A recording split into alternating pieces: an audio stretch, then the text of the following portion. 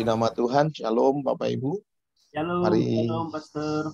sebelum kita Pastor Samuel. Shalom, Selamat shalom, datang, Pastor Manjuntak. puji nama Tuhan. Baik, mari sebelum kita dengar firman Tuhan, kita satukan hati, kita berdoa. Bapa, kami bersyukur buat anugerah-Mu yang begitu luar biasa dalam hidup kami ya Tuhan. Pagi hari ini anugerah yang luar biasa Tuhan berikan bagi kami, sehingga kami bisa sujud di hadapan-Mu, membawa hidup kami, supaya hidup kami terus berkenan di hadapan Tuhan. Dan hari ini sebelum kami melakukan segala aktivitas kami datang kepadamu ya Bapa, supaya Tuhan terus mengajarin kami berjalan dalam kehendak-Mu ya Tuhan. Sehingga nama Tuhan selalu dimuliakan dalam hidup kami. Sehingga hidup kami bisa menjadi berkat bagi banyak orang. Sehingga hidup kami juga diberkati Tuhan luar biasa. Hari ini Bapa, sebelum kami mendengar firman-Mu, mari berikan kami hikmat-Mu yang luar biasa. Supaya kami bisa mengerti, supaya kami bisa memahami kehendak-Mu dalam kehidupan kami. Terlebih kami mampu hidup di dalamnya ya Tuhan. Untuk itu ya Bapa, berfirmanlah bagi kami hari ini. Kami siap mendengar Engkau di dalam nama Yesus. Kita yang percaya bersama berkata, amin. Puji nama Tuhan, puji Tuhan. Senang sekali bisa hari ini menyampaikan firman Tuhan buat Bapak Ibu Saudaraku terkasih dalam doa segala bangsa ya. Persekutuan doa segala bangsa. Kita bersyukur buat anugerah Tuhan yang begitu luar biasa. Terima kasih buat para pengurus yang sudah memberikan kesempatan kepada saya untuk menyampaikan firman Tuhan. Dan sebaiknya saya perkenalkan diri dulu Bapak Ibu Saudaraku terkasih, karena ada pepatah Indonesia bilang nggak kenal maka nggak sayang, betul ya? Tapi saya perkenalkan diri bukan karena pepatah itu Saudaraku terkasih, karena saya percaya kalau kita dalam Tuhan itu kenal nggak kenal harus sayang Saudaraku terkasih, betul? Karena kalau firman Tuhan ada dalam hidup kita, kita harus mengasihi semua orang. Bahkan firman Tuhan berkata musuh kita pun kita kasihi. Amin saudara ya. Baik, nama saya Pastor Samuel Simanjuntak. Kalau dilihat dari akhir kata nama saya, tentunya saudara tahu saya datangnya dari mana. Saya Batu, Batak Tulen, saudaraku terkasih ya. Mama Batak, Papa Batak, anak pasti Batak juga, betul ya? Jadi saya asli Sumatera Utara, cuman saya memang sudah besar lahirnya di Riau, saudaraku terkasih ya, Pekanbaru.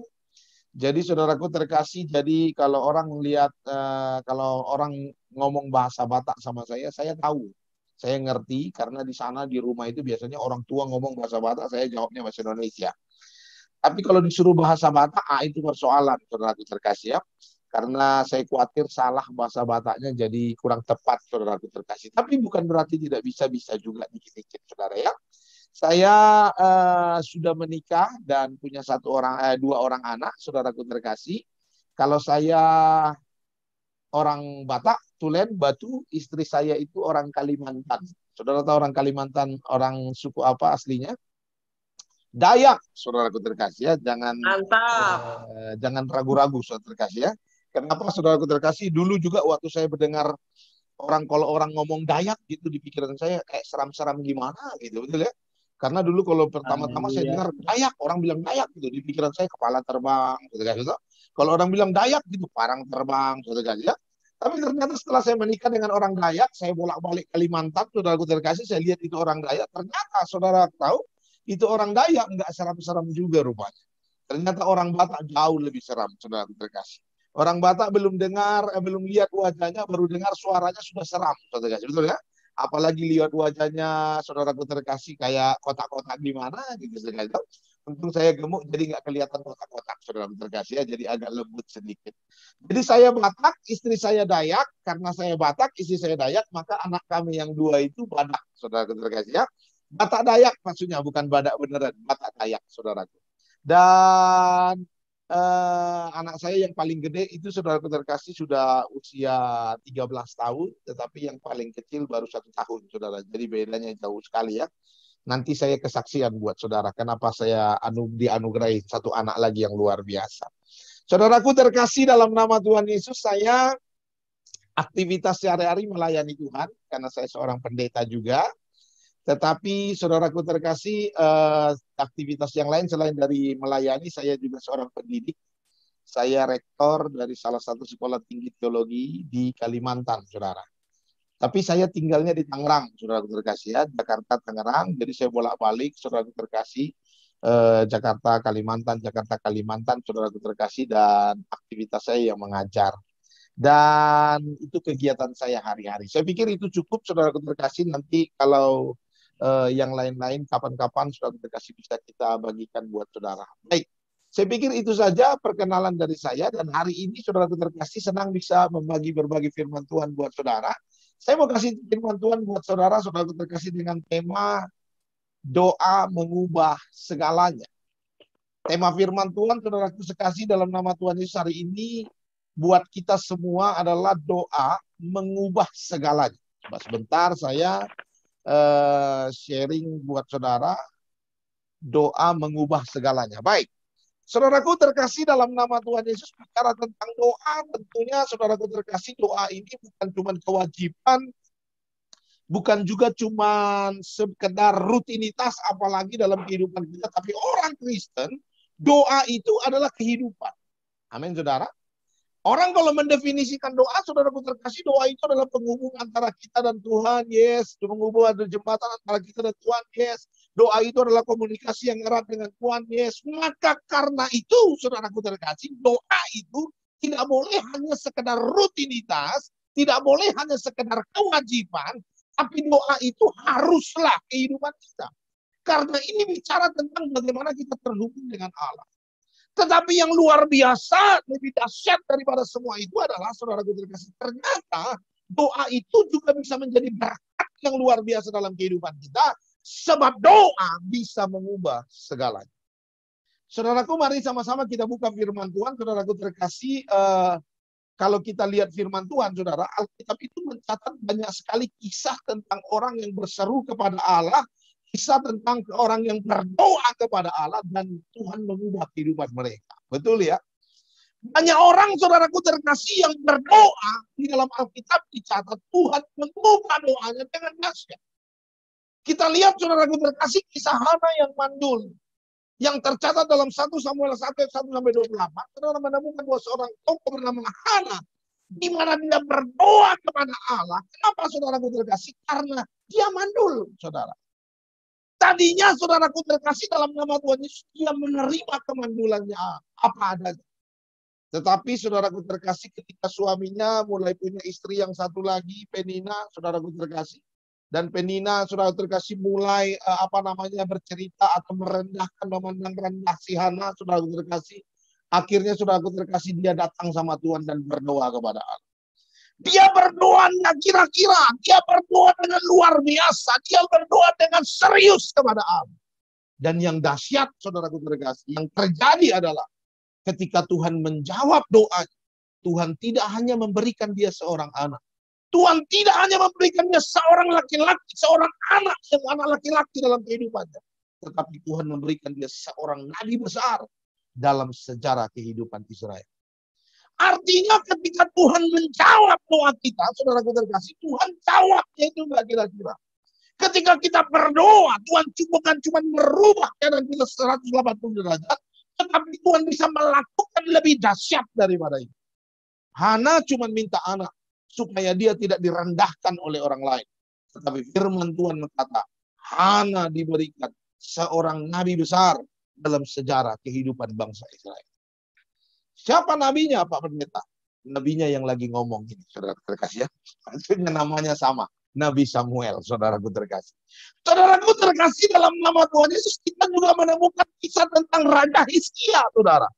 Waktu saudara membaca firman Tuhan tentang Raja Hizkia, saudaraku terkasih, firman Tuhan juga mencatat dengan jelas. Ini Raja Hizkia dalam 2 Raja-Raja 20 ayat 1-11. Saudara akan ketemu tentang seorang raja yang berdoa kepada Allah. Karena sebelumnya dia divonis mati oleh Tuhan. Saudaraku terkasih, dalam nama Tuhan Yesus, dengar kalau kita biasa, saudara dengar mujizat Tuhan terjadi. Ada anak-anak Tuhan divonis mati oleh dokter, saudaraku terkasih. Lalu dia berdoa kepada Allah dan mujizat terjadi. Dia mengalami kesembuhan yang luar biasa. Saudara dengar, Raja Hizkia lebih daripada itu. Karena yang vonis mati dia bukan dokter. Karena yang vonis mati dia bukan habib. Karena yang vonis mati dia adalah, saudaraku terkasih, Tuhan sendiri. Tuhan sudah tentukan bahwa dia akan dipanggil oleh Allah. Sebab usianya sudah selesai. Tetapi yang luar biasa, ketika dia berdoa kepada Allah, firman Tuhan berkata, yang pertama, dia bukan cuma sembuh. Tadinya dia sakit, dia mengalami kesembuhan yang luar biasa. Yang kedua, bukan cuma sembuh, tapi mengalami perpanjangan umur 15 tahun. Dan yang ketiga, saudaraku terkasih, ketika dia berdoa, Tuhan menjawab doanya dengan luar biasa. Bukan cuma sembuh, bukan cuma tambah 15 tahun. Tapi dia mengalami kemenangan yang luar biasa atas bangsa Asyur pada saat itu. Saudara bisa bayangkan, saudaraku terkasih, ketika Raja Hizkia berdoa, Tuhan menjawab dia dengan segala jawaban yang luar biasa. Untuk itu, saudaraku terkasih, dalam nama Tuhan Yesus, mari kita sama-sama lihat firman Tuhan ini, saudara. Saudaraku, mari kita lihat firman Tuhan ini. Firman Tuhan, saudaraku terkasih, Efesus pasal yang ketiga, ayat yang ke-20. Dengar firman Tuhan berkata, bagi dialah yang dapat melakukan jauh lebih banyak daripada yang kita doakan atau pikirkan, seperti yang ternyata dari kuasa yang bekerja di dalam kita.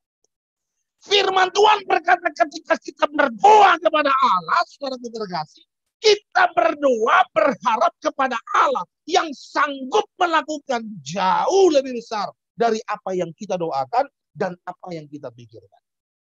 Kita kalau berdoa kayak tadi Ibu Hana tadi yang berdoa syafaat, betul ya? Saudaraku terkasih, kalau kita lihat kita berdoa, saudara terkasih, itu Ibu Hana tadi sudah berdoa, sudah merinci luar biasa. Semua saudaraku terkasih sisi kehidupan bangsa ini sudah didoakan.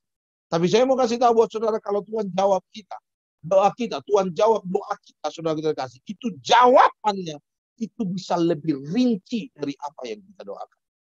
Lebih detail dari apa yang kita doakan. Sebab Allah kita adalah Allah yang sanggup menjawab doa kita jauh lebih dari apa yang kita pikirkan dalam kehidupan kita.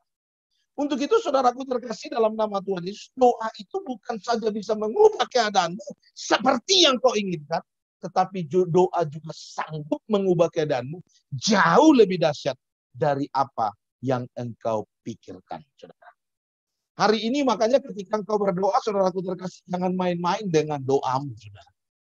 Atau saudaraku terkasih, ketika engkau berdoa, jangan berpikir bahwa doamu itu adalah doa yang sesuatu hal yang sia-sia, atau sesuatu yang kau lakukan yang sepertinya tidak ada untungnya dalam kehidupan. Saudara dengar, doa punya power yang luar biasa. Doa punya kuasa yang dahsyat, yang Tuhan taruh, yang Tuhan kerjakan, sehingga dalam doamu, engkau akan melihat sesuatu yang luar biasa bisa terjadi dalam kehidupan. Saudaraku terkasih, maka hari ini pertanyaannya mungkin bagi kita adalah seperti begini, orang-orang Kristen.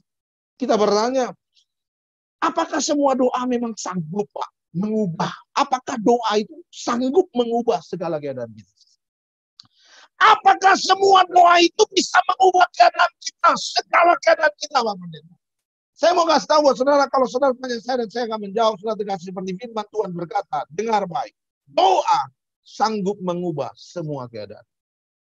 Doa bisa mengubah segala sesuatu, bahkan sesuatu yang terasa tidak mungkin pun. Doa bisa mengerjakan sesuatu yang dahsyat dalam kehidupan. Saudaraku terkasih, dalam nama Tuhan Yesus, kadang kita kan berpikir, saudaraku terkasih, sesuatu yang sepertinya tidak mungkin atau mustahil, tidak wajar. Ya, kalau pakai hitung pikiran manusia, sepertinya tidak mungkin lah. Lalu saudaraku terkasih, engkau membatasi dirimu, membatasi kuasa Allah dengan apa yang kau pikirkan dalam hidupmu, maka tidak heran doamu juga tidak terjawab oleh Tuhan. Saudaraku terkasih, maka hari ini dengar, saya mau kasih tahu saudara, dengan doa sanggup mengubah segala keadaan. Apapun itu, doa bisa mengubah keadaan. Untuk itu, saudaraku terkasih, dalam nama Tuhan Yesus ada 3 hal yang penting yang kita perhatikan tentang doa yang mengubah segalanya itu. Maksudnya apa, saudaraku terkasih? Sekalipun doa bisa mengubah keadaanmu, tapi jangan lupa, doa ini adalah berbicara tentang interaksi antara kita dan Tuhan. Jadi bukan engkau saja, bukan yang kau inginkan saja, bukan yang kau pikirkan saja, tetapi ini berhubungan dengan karya Allah yang begitu dahsyat.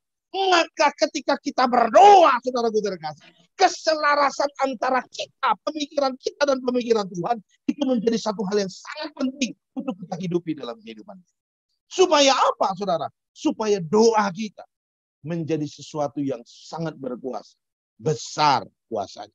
Saya temukan dalam Alkitab, saudaraku terkasih, supaya kita bisa mengalami doa yang bisa mengubah segalanya, atau tentang doa yang bisa mengubah segalanya, itu ada 3 hal yang harus kita pahami baik-baik. Yang pertama, saudaraku terkasih, Yakobus 5 ayat 16b, saudara. Yakobus 5 ayat 16b. Ini yang pertama, yang harus saudara pahami. Yang pertama, firman Tuhan bilang, doa orang yang benar bila dengan yakin didoakan, sangat besar kuasanya. Yang pertama, firman Tuhan bilang, mengenai doa mengubah segalanya. Yang pertama, doa orang benar bila dengan yakin didoakan, sangat besar kuasanya. Maksudnya apa? Saudaraku terkasih, yang pertama dengar, doa yang sanggup mengubah segala keadaan itu adalah doa orang yang hidupnya benar dan berkenan di hadapan Tuhan. Yang pertama, ternyata tidak semua doa, saudaraku terkasih, tidak semua doa orang, saudaraku terkasih, bisa dikabulkan oleh Allah. Tapi ada kriteria yang pertama yang harus memiliki dalam hidupmu supaya doamu dijawab oleh Tuhan. Yang pertama adalah, saudaraku terkasih, kau harus hidup benar dan berkenan di hadapan Tuhan. Ini yang pertama. Kenapa? Karena doa orang yang seperti beginilah yang dijawab oleh Allah. Kehidupan yang benar dan berkenan kepada Allah itu, saudaraku terkasih, akan menjadi penentu utama untuk engkau dapat mengalami besarnya kuasa Tuhan yang sanggup mengubah kehidupanmu melalui doa yang kau panjatkan kepada Tuhan. Maka sebelum engkau berdoa, saudaraku terkasih, hal yang paling penting untuk kau perhatikan adalah kehidupanmu di hadapan Allah. Hidup kita harus bersih di hadapan Tuhan supaya doa kita bisa menjadi satu kebenaran yang akan dijawab Tuhan dengan kuasanya yang luar biasa. Yesaya 59 ayat 1-2 firman Tuhan berkata, sesungguhnya tangan Tuhan tidak kurang panjang untuk menyelamatkan, dan pendengarannya tidak kurang tajam untuk mendengar. Tetapi yang merupakan pemisah antara kamu dan Allahmu ialah segala kejahatan. Dan yang membuat dia menyembunyikan diri terhadap kamu, sehingga ia tidak mendengar, ialah segala dosa. Saudaraku terkasih dalam nama Tuhan Yesus, dosa yang kita hidupi dalam kehidupan kita, ini membuat kita terpisah dari Allah. Ini membuat doa kita nyangkut, nggak sampai kepada hadirat Allah. Kenapa bisa begitu? Karena dosa dan kekudusan itu tidak bisa disatukan. Allah kita Allah yang kudus, sementara kita hidup dalam dosa, ini tidak bisa bersatu. Kalau tidak bersatu, tidak klop. Kalau kita bicara tentang doa adalah jembatan, berarti jembatan antara Allah dan manusia. Ketika hidup kita tidak benar, tidak berkenan kepada Allah, penuh dengan dosa, itu terputus, saudara. Jadi saudaraku terkasih, ketika engkau berdoa, doamu tidak dijawab oleh Allah. Mari saudaraku terkasih, yang pertama kita koreksi diri dulu. Itu yang penting, saudaraku. Jangan jadi kecewa, tidak perlu kecewa kepada Tuhan. Karena kalau kita berkenan, saya percaya, Tuhan pasti akan jawab doa kita dengan caranya yang dahsyat dan luar biasa. Maka saudaraku terkasih, 2 hal yang harus engkau lakukan sebelum engkau berdoa. Saudaraku terkasih, yang pertama, minta ampun dulu sama Tuhan. Kenapa harus minta ampun, Pak Pendeta? Karena kita kan harus dikuduskan dulu supaya hidup kita berkenan kepada Allah. Karena kita harus hidup kudus dulu supaya kita bisa nyambung. Jembatan antara kita dengan Tuhan itu bisa nyambung. Itu harus hidup dalam kekudusan. Lalu yang kedua, supaya doamu dijawab oleh Allah adalah lepaskan pengampunan bagi orang yang menyakiti engkau. Kalau yang pertama, banyak orang Kristen sanggup mudah melakukannya. Yang kedua, susah. Tapi waktu tidak dijawab doanya, marah sama Tuhan. Kenapa Tuhan doaku tidak dijawab? Padahal kalau kita koreksi diri, seringkali kita menemukan banyak dendam, banyak kepahitan, banyak kemarahan yang kita simpan dalam kehidupan kita.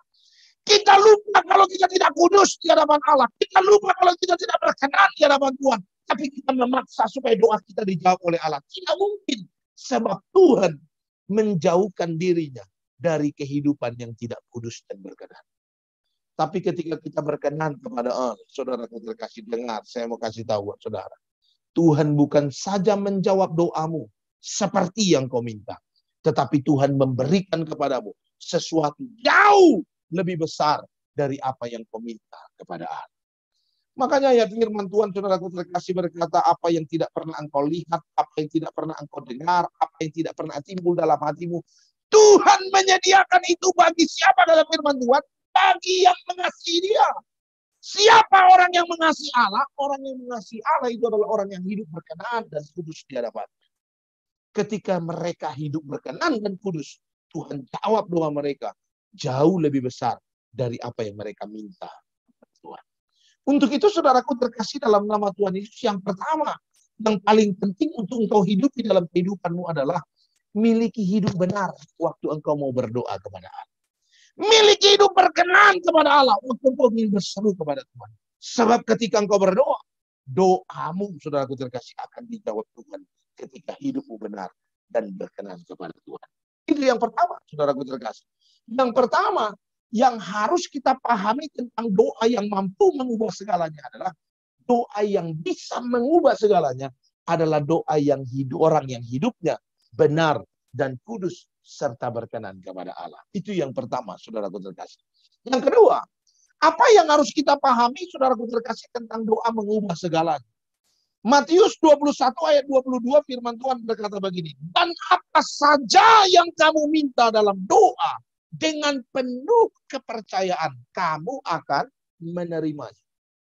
Saudara perhatikan dengar firman Tuhan berkata, saudaraku terkasih, doa yang akan diterima oleh kita, jawaban doa orang yang akan menerimanya itu, saudaraku terkasih, adalah doa yang didoakan penuh kepercayaan, dengan penuh kepercayaan. Yang kedua, doa yang sanggup mengubah segala keadaan itu adalah doa orang yang sungguh-sungguh percaya akan kuasa Tuhan yang dahsyat dan luar biasa. Artinya kalau kau masih meragukan kuasa Allah dalam kehidupanmu, kau sulit mendapat jawaban doa. Sebab doa yang akan dijawab oleh Allah adalah doa orang yang sungguh-sungguh percaya kepada Tuhan. Sungguh-sungguh yakin kepada Allah. Dan doa orang yang demikian yang akan dijawab oleh Tuhan. Sungguh-sungguh percaya kepada kuasa Tuhan itu, saudaraku terkasih, itu tidak cuma bicara tentang pengakuan, tapi bicara tentang kehidupan yang terlihat jelas. Orang yang berkata, orang yang betul-betul percaya, bukan cuma orang yang berkata, yang bisa berkata, aku percaya kepada Allah. Tetapi dalam tindakannya, dia menunjukkan bahwa dia adalah orang yang sungguh-sungguh percaya kepada Allah. Saudaraku terkasih dalam nama Tuhan Yesus, mungkin pertanyaannya bagi kita, kalau begitu Pak Pendeta, apa ciri-ciri orang yang percaya pada kuasa Tuhan? Saudaraku terkasih, ciri-cirinya banyak. Yang pertama, saudaraku terkasih, orang yang percaya pada Tuhan, hidupnya pasti benar. Kalau saudara bilang saudara percaya pada Tuhan, tapi hidupmu tidak benar, jauh dari kebenaran, itu bukan orang yang percaya pada Allah. Dan orang yang demikian, kalau berdoa, jangan harap doanya dijawab oleh Allah. Sebab doa yang dijawab oleh Tuhan adalah orang yang percaya kepada Allah. Yang kedua, orang yang percaya kepada Allah adalah tetap berharap pada Tuhan. Sekalipun tidak melihat tanda-tanda pertolongan, dia tetap berdoa kepada Allah. Sekalipun saudaraku terkasih, sepertinya tidak ada tanda-tanda, tapi dia tetap percaya pada Tuhan. Yang ketiga, dia memancarkan sukacita. Dia tetap bersyukur, bersukacita, saudaraku terkasih. Ini tanda orang percaya. Kalau saudara percaya, bilang percaya, tapi wajahmu selalu cembetut, saudaraku terkasih ya. Kau selalu murung, kau selalu mukanya muram, saudaraku terkasih. Ini bukan orang yang percaya. Orang yang percaya itu, saudaraku terkasih, dia penuh dengan sukacita. Yang keempat, saudaraku terkasih, orang yang percaya itu, dia tidak kecewa dan tidak menyalahkan siapapun atas segala sesuatu yang ia alami dalam kehidupan. Saudara terkasih dalam nama Tuhan Yesus, hari ini mari kita lihat diri kita. Kita sungguh-sungguh orang percaya kah? Atau jangan-jangan kita cuma merasa kita percaya. Atau hanya sekedar mengaku kita percaya.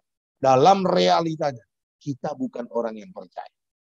Orang yang percaya, saudaraku terkasih, karena dia percaya, dia akan menunjukkan lewat kehidupan. Dia akan memperkatakan firman dengan yakin. Bukan karena dia ingin supaya firman itu terjadi, karena dia percaya bahwa ketika dia perkatakan firman, firman Tuhan pasti akan digenapi dalam kehidupannya. Makanya ada lagu kita, biar bumi akan berlalu, biar bulan tak bercahaya lagi, biar langit akan bergoncang, matahari tak bersinar lagi, tetapi Tuhan Yesusku tak pernah ingkar janji. Semua yang difirmankannya pasti akan digenapi. Kalau kita percaya kepada Allah, kita perkatakan firman, kita hidup dalam firman, bukan supaya apa yang difirmankan Allah terjadi dalam hidup kita, bukan. Tetapi karena kita yakin bahwa kalau Tuhan berfirman, bahwa firman itu pasti akan terjadi dalam kehidupan kita. Satu kali, saudaraku terkasih, dalam nama Tuhan Yesus, saya khotbah di persekutuan doa kantor, saudara. Saya waktu Ibu Mauren undang saya khotbah di sini, saudaraku terkasih, saya pikirnya kan katanya doa, saudaraku terkasih. Di pikiran saya, saudaraku terkasih, doa itu paling 1 jam lah, saudara kasih. Tapi ternyata begitu dikirim rundown-nya, saudara, saya lihat, wow, 2,5 jam, saudara kasih. Betul ya? Saudaraku terkasih, ini melebihi KKR, saudara. Betul ya? Saudaraku terkasih, dalam nama Tuhan Yesus, padahal Zoom ya, ini luar biasa, dahsyat. Baru ini saya lihat, saudaraku terkasih ya. Saudaraku terkasih, dalam nama Tuhan Yesus, nah waktu satu kali ada satu perusahaan undang saya khotbah. Nah kalau kita khotbah di perusahaan, saudaraku terkasih, itu biasanya pelayanannya saudara kasih cuma 1 jam ibadahnya.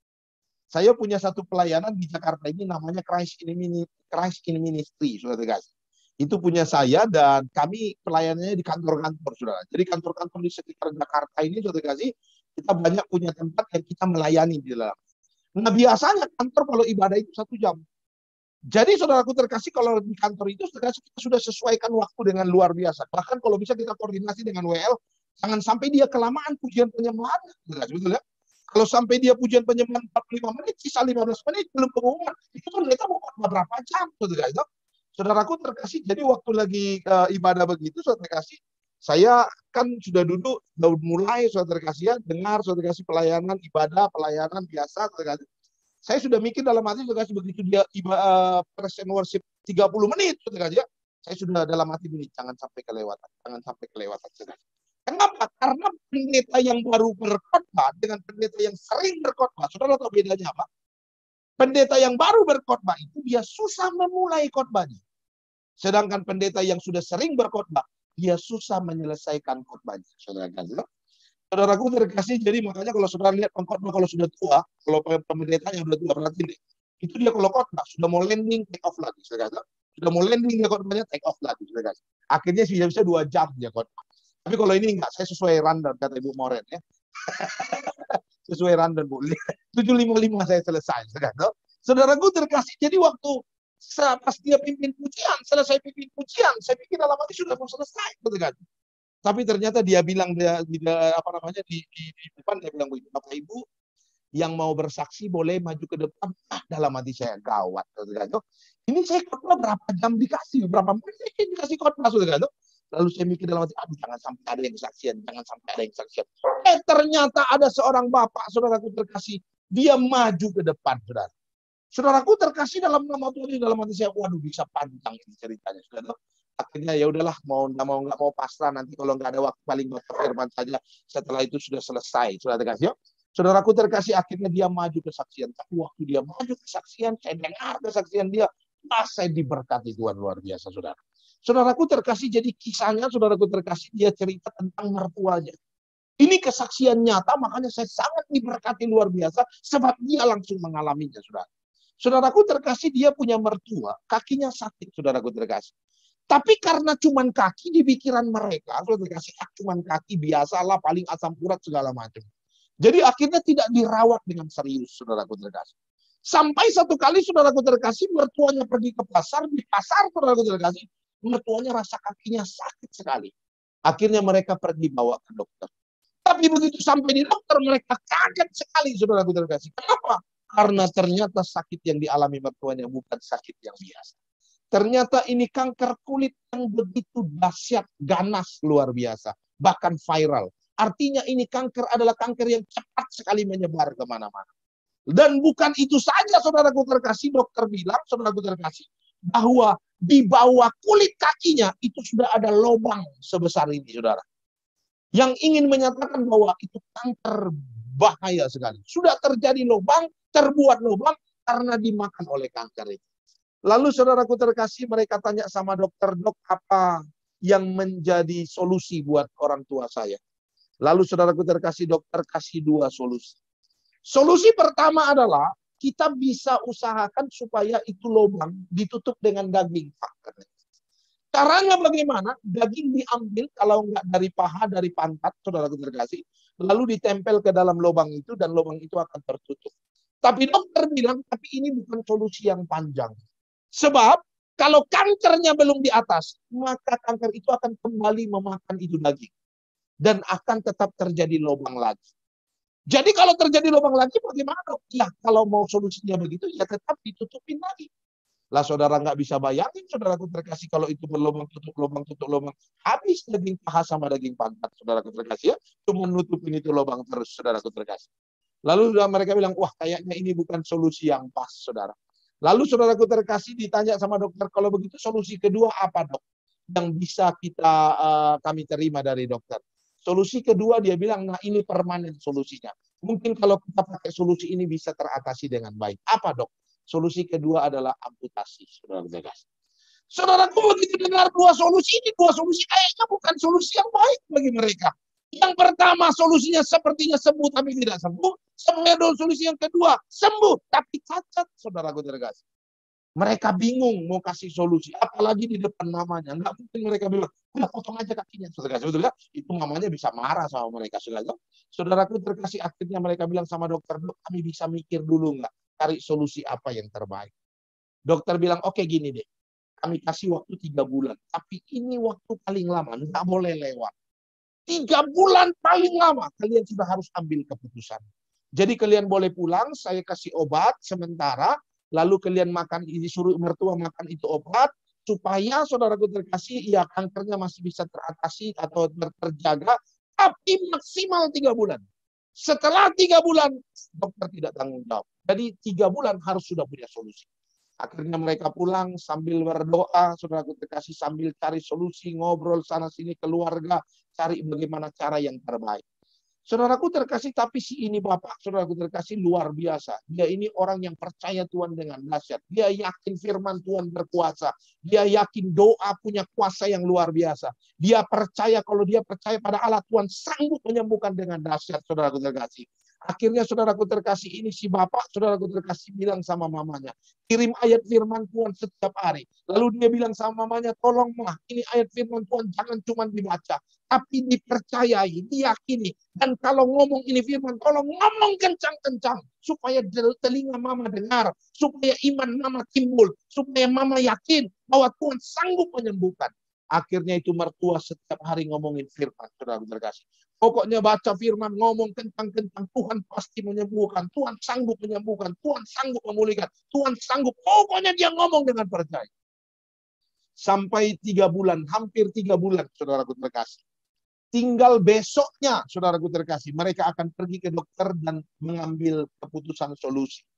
Ternyata selama 3 bulan itu mereka sudah diskusi keluarga dan mereka sudah sepakat supaya nanti solusinya adalah diamputasi dan mamanya juga sudah siap terima itu, saudara. Jadi tinggal besoknya pergi ke dokter untuk amputasi, saudaraku terkasih. Malamnya mamanya mimpi, saudara. Malamnya mamanya mimpi lagi duduk-duduk di depan rumah. Lagi duduk santai di depan rumah, saudaraku terkasih. Tiba-tiba ada seorang anak muda lewat, katanya. Kata ini bapak yang kesaksian, mamanya bilang, yang lewat itu pemuda rambutnya panjang. Saudaraku terkasih, dalam nama Tuhan Yesus, ketika lewat depan mamanya, lalu dia bilang sama mamanya, ibu sedang sakit kan? Waktu dia dengar begitu, mamanya pikir dalam hati, kok dia tahu saya sedang sakit? Lalu saudaraku terkasih, si anak muda ini bilang, ibu sakit di kakinya kan? Wah, dia tambah kaget lagi. Saudara kasih, kok ini anak muda tahu siapa dia? Kok bisa tahu kakinya sakit? Dan lebih dahsyat lagi waktu anak muda itu berkata, Ibu besok mau ke rumah sakit kan? Mau berobat. Waktu dia dengar itu, saudara kasih, dia tambah merinding. Dengar ini siapa anak muda. Lalu anak muda itu bilang sama ibu itu, Bu, mari berdiri. Sambil dia ulurkan tangan, saudaraku terkasih, si anak muda itu bilang, Ibu, mari berdiri karena sakit ibu sudah disembuhkan. Ini anakmu ini, ibu mertuanya dia, saudaraku terkasih, mau pegang, mau berdiri, pegang tangan itu anak muda. Baru mau pegang, belum sampai ke tangannya, saudaraku terkasih. Itu ibu terkaget bangun, saudaraku terkasih. Jadi belum pegang tangannya, dia langsung bangun karena dia kaget, dia berdiri, saudara. Begitu dia berdiri, dia rasa kok kakinya nggak rasa apa-apa. Wah, tambah takut dia. Dalam hati dia, waduh kaki sudah mati rasa. Wah, kayaknya sudah cilaka ini. Waduh, hancur sudah. Kayaknya sudah tambah parah ini penyakit. Wah, dia telepon anak-anaknya semua katanya. Termasuk ini si bapak juga ditelepon. Disuruh datang ke rumah. Dia bilang, kaki mama sudah nggak rasain apa-apa. Kayaknya sudah mati rasa. Jangan-jangan sudah menular sampai ke atas. Sudah gitu saja. Pokoknya dia ngomong terus itu mamanya. Lalu anaknya bilang, Ma, ini sudah malam, sebentar lagi pagi, sudah tidurlah. Besok pagi kita pergi ke dokter. Kan sudah besok jadwalnya. Tinggal bawa mama ke dokter. Sudah tidurlah tenang, Ma. Itu mamanya akhirnya tidur, tapi sudah tidak tenang. Sudah ketakutan luar biasa. Sampai paginya mamanya dijemput sama mereka. Lalu dibawa ke dokter, saudaraku terkasih. Kasih tahu dokter bahwa mereka akan siap ambil keputusan amputasi, saudaraku terkasih. Tapi biasanya kan sebelum dilakukan amputasi, cek lagi, saudara. Betul ya? Dan saudara tahu waktu cek lagi, sesuatu yang mengagetkan terjadi, saudara. Kenapa, saudara terkasih? Ini si dokter pun heran, kok bisa terjadi seperti begitu. Karena lubang yang di kaki mamanya yang sebesar ini, saudara terkasih, 90% sudah ketutup oleh daging. Wow, ternyata sesuatu yang dahsyat terjadi. Karena keyakinan dan kepercayaan mereka kepada Allah. Saudaraku terkasih, hari ini dengar baik. Ketika engkau berdoa, lalu memperkatakan doamu kepada Tuhan. Jangan kau pikir itu cuma sekedar harapan. Kau harus berani mempercayainya bahwa itu akan dikenapi. Dan ketika engkau yakin, maka engkau akan menerima apa yang kau doakan kepada Allah. Amin. Maka hari ini sudah terkasih, tak ada yang mustahil bagi Allah. Kau harus berdoa. Dan waktu kau berdoa, yang pertama, hidupmu harus kudus. Yang kedua, kau harus berdoa karena kau yakin dan percaya bahwa apa yang dijanjikan Allah pasti akan digenapi dalam kehidupan. Amin. Yang ketiga dan terakhir, saudaraku terkasih. Terakhir, saudara. Saya kalau khotbah itu, saudaraku terkasih, biasanya kalau terakhir suara saya kencang, saudaraku terkasih. Saudara tahu kenapa? Karena saya percaya kalau pendeta ngomong terakhir, biasanya mujizat terjadi, saudara. Jadi kalau saya khotbah di gereja-gereja, saudara terkasih, kalau udah terakhir itu orang-orang yang sudah kenal saya pasti sudah mulai tutup telinga, saudara ya. Kenapa, saudara terkasih? Kalau pendeta ngomong terakhir biasanya orang buta melihat, saudara terkasih ya. Tadinya yang sudah mulai buta, sudah mulai matanya tertutup, saudara, sudah mulai gelap, nggak kelihatan apa-apa lagi, saudara. Begitu pendeta bilang terakhir, langsung dicelikkan matanya, saudara. Jadi kalau poin 1, 2 dia nggak dengar, poin 3 dia dengar, saudara. Dia pulang tidak dengan tangan hampa, bawa 1 poin, saudara ya. Jadi nggak sia-sia ibadahnya, ada 1 poin dibawa pulang, saudara kasih. Yang terakhir, saudara. Saudaraku terkasih dalam nama Tuhan Yesus, yang terakhir dengar firman Tuhan Matius 11 ayat 28. Firman Tuhan berkata begini. Marilah kepadaku semua yang letih lesu dan berbeban berat. Aku akan memberikan kelegaan kepadamu. Ini maksudnya apa, saudaraku terkasih, yang terakhir dengar. Doa yang sanggup mengubah segala keadaan dalam kehidupanmu adalah doa yang sungguh-sungguh mempercayakan hidupnya ke dalam tangan Tuhan. Yang pertama tadi kita harus hidup dalam kebenaran. Yang kedua yakin. Yang ketiga, saudaraku terkasih, bukti dari keyakinan kita itu adalah kita harus mempercayakan seluruh hidup kita dalam tangan Tuhan. Baru doa kita dijawab oleh Tuhan dengan luar biasa. Orang yang sungguh-sungguh mempercayai kehidupannya, mempercayakan kehidupannya kepada Tuhan adalah orang yang mengerti bahwa jawaban doa yang terbaik itu datangnya dari Tuhan, bukan karena kekuatan dan kehebatan. Amin. Hari ini ketika kau mendengar mendapat jawaban doa, sekalipun tidak sesuai dengan apa yang kau inginkan dalam hidupmu, dengar baik. Kalau itu datangnya dari Tuhan, itu yang terbaik buat saudara. Dan saudara nggak usah takut. Karena ketika kau menghidupinya, kau sedang berjalan di jalan yang benar. Menuju kemuliaan yang begitu luar biasa. Yang dahsyat dan besar. Dan akan memberkati kehidupan. Doa tidak akan pernah mengubah keadaanmu selama engkau tidak mempercayakan hidupmu pada Tuhan. Sebab hanya Tuhanlah yang sanggup mengubah segala kehidupan. Kalau kau percayakan hidupmu pada Tuhan, kau sudah nggak tahu mau buat apa-apa lagi. Kayaknya semua cara sudah nggak bisa. Lalu akhirnya kau pikir dalam hati mau percayakan hidupmu pada Tuhan. Saya mau kasih tahu saudara dengar. Ketika kau percayakan hidupmu pada Tuhan, Tuhan sanggup mengubah hidupmu menjadi sesuatu yang luar biasa dalam kehidupan. Amin. Terakhir sebelum sebentar lagi habis waktu, saudara kasih ya. Saya mau kesaksian sedikit, saudaraku terkasih. Saudaraku terkasih dalam nama Tuhan Yesus, kita sudah 2 tahun ini mengalami pandemi luar biasa. Betul? Saya ini saudaraku terkasih sekalipun punya sekolah, tapi sekalipun rektor saudaraku terkasih, tapi saya kan buat sekolahnya di Kalimantan. Saya hidupnya bukan dari situ, tapi saya hidup dari pelayanan, saudara. Puji Tuhan, Tuhan percayakan saya pelayanan di banyak tempat. Dulu kalau orang mengundang saya sebelum pandemi ya, kalau orang mengundang saya khotbah hari Minggu, kalau dia mengundang tahun 2020, dia harus telepon saya bulan 6 tahun 2019, saudara terkasih. Baru ketemu jadwal saya. Kalau tidak, pasti nggak ketemu, saudara. Karena sudah habis, penuh dengan jadwal pelayanan. Dulu tahun 2019, saudara terkasih, saya lihat tahun 2020 jadwal saya, dalam hati saya. Tahun 2020 adalah tahun yang paling diberkati luar biasa dalam hidup saya. Karena begitu banyak sekali pelayanan saya, saudara terkasih. Tapi ternyata ketika masuk bulan Maret 2020, gereja tutup semua, perusahaan tutup semua, berkat saya juga tutup semua, saudara kasih ya. Jadi betul-betul saudaraku terkasih, saya nggak punya pelayanan sama sekali, saudara. Saudaraku terkasih dalam nama Tuhan Yesus, tapi kami tetap berserah kepada Allah. Yang lebih dahsyat lagi, saudaraku terkasih, tahun 2020 kami diberkati dengan berkat yang besar. Yaitu kami punya anak lagi, satu lagi saudara. Yang seperti saya ceritakan tadi, anak saya yang kedua usianya baru 1 tahun, saudaraku terkasih. Saudaraku terkasih dalam nama Tuhan Yesus, tapi saya pastikan anak saya ini bukan korban lockdown. Bukan, saudaraku terkasih ya.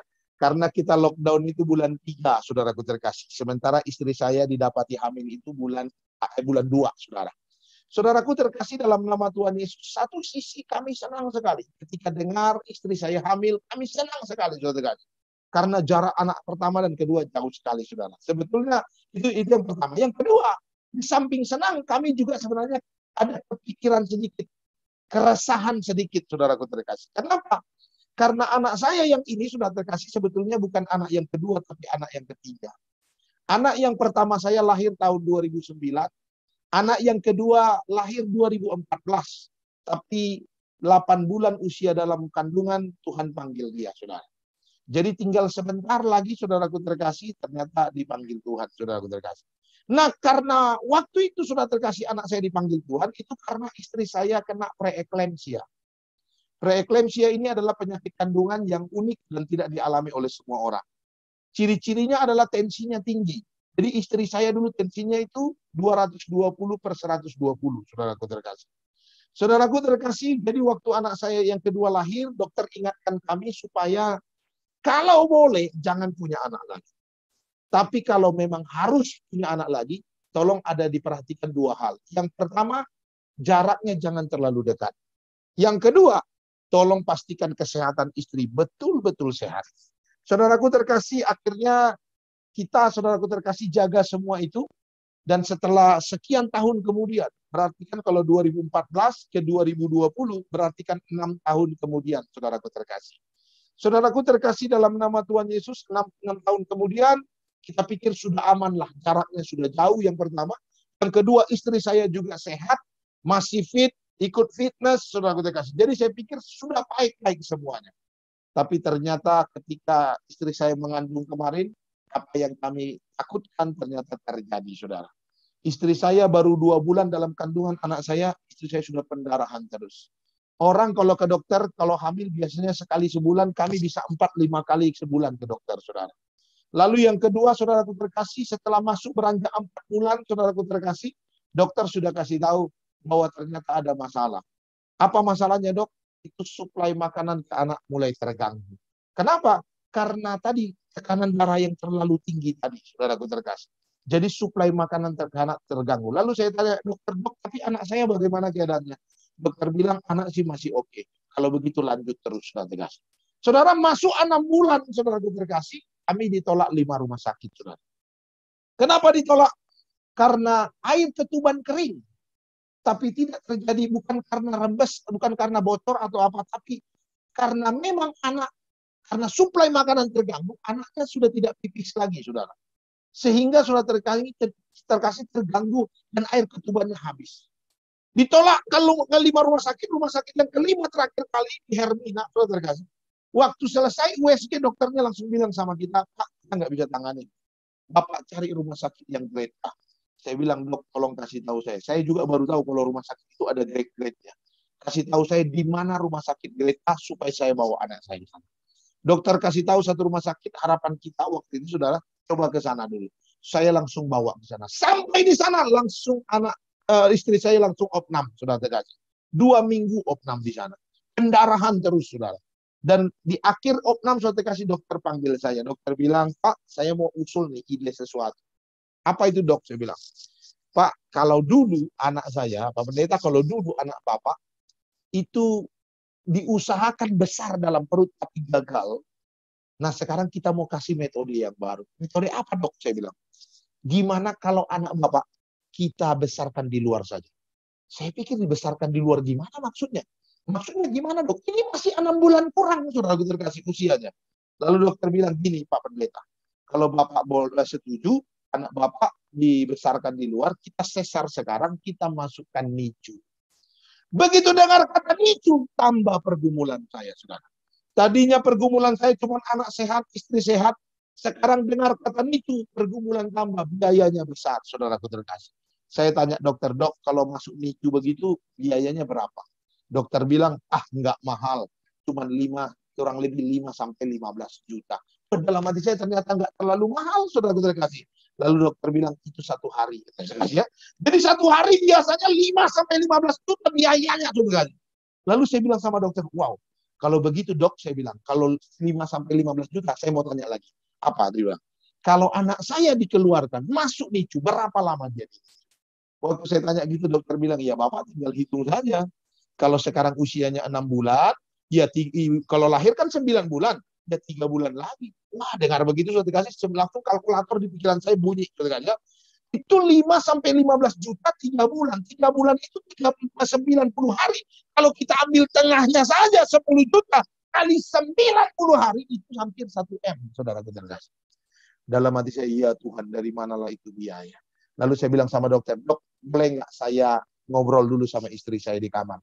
Dokter bilang, betul, memang harus ngobrol. Harus bicara dulu, Pak Pendeta. Tapi saya mau kasih tahu, Pak Pendeta. Dia bilang, apa itu, Pak? Saya bilang, ini NICU sekarang susahnya nggak kira-kira. Sekarang hari ini ada 01. Kalau Bapak putuskan ya hari ini dapat, tapi kalau besok saya nggak tanggung jawab. Dia bilang begitu. Dalam hati saya, ini dokter lagi kasih saran apa ngancam sebetulnya. Saudaraku terkasih, tapi ya sudah, dok, saya ngobrol dulu sama istri sebentar.